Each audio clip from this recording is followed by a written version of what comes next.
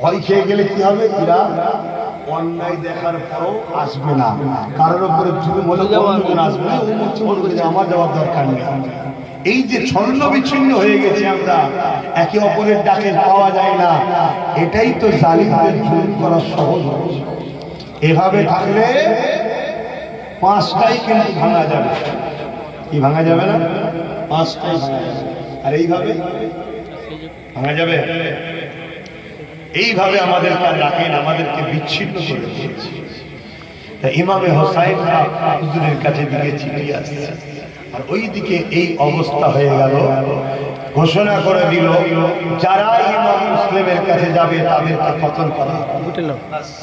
এক ধাক্কায় সব ঘরে। শুনছেন? যেমন আজকে এক ধাক্কা দিল সরকার, কি দিল? যারা ওয়াকাবের বিরুদ্ধে আন্দোলন করবে তাদের আমি সব থেকে বড় দুশমন হব। এক ধাক্কাতে সব আন্দোলন এই শুনছেন?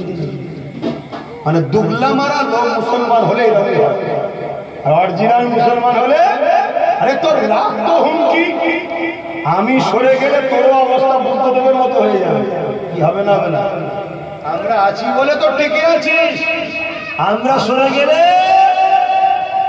কুকুরও বুঝবে না।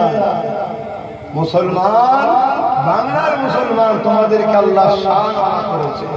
যার দাড়ি পাল্লায় উঠো তারই পাল্লা ভারী হয়। বুদ্ধদেবের পাশ থেকে সরে গেছিল, বলেছিল না মাদ্রাসা জমি দিবা, সরে গেছিল, কি হলো? দাদাগিরি ঠান্ডা হয়েছে না? এর এখন দাদাগিরি হয়েছে। আর এ কিন্তু একটা বড় প্ল্যান আছে। সেই প্ল্যানটা হচ্ছে কি, বিরোধী হিসাবে বিজেপিকে এনে রেখেছে। কি এনেছে? আনন্দবাজার পত্রিকায় দেখেছিলেন না? বিজেপিকে ফান্ডে এনে লড়বো। কেন? মুসলমানের শুনি আমি যত খারাপ ব্যবহারই করি না কেন, মুসলমান বিজেপির ভয়ে আমার করেই থাকে।